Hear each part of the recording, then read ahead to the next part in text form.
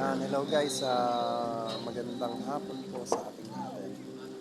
Nandito po ako sa harapan ng Tita Tess Tapsi. So, kung makikita niyo po.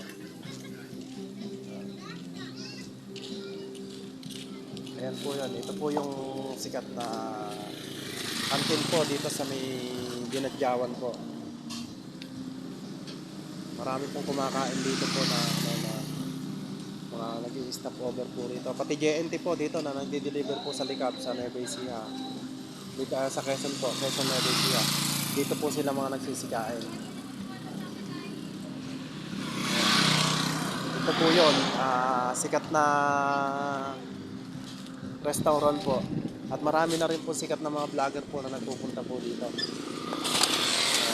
Si Jetly po, isa na rin po siya na nagpunta dito.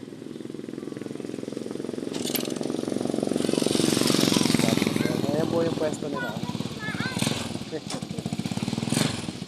Ayan guys.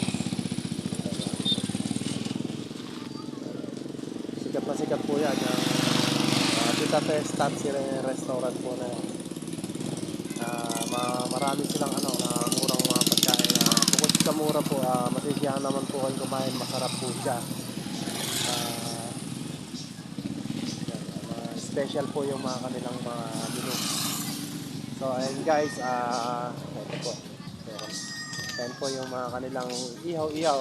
Ayun po yung kanilang model. Ayun yan. Diba? Napakaganda po ng mga tindera dito.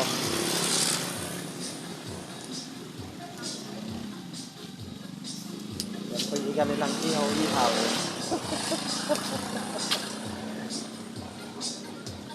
Yan po yung model po ng kanilang ihaw-ihaw.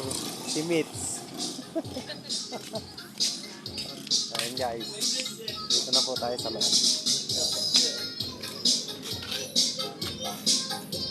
Yan po yung ungol sabaw. Hinihirit ka po ng sabaw yan. Ayun po kung ano pinababasa nyo na ungol sabaw. Yan po yan. Yan po yung nag-viral. Magandang hapon, magandang gabi sa ating lahat.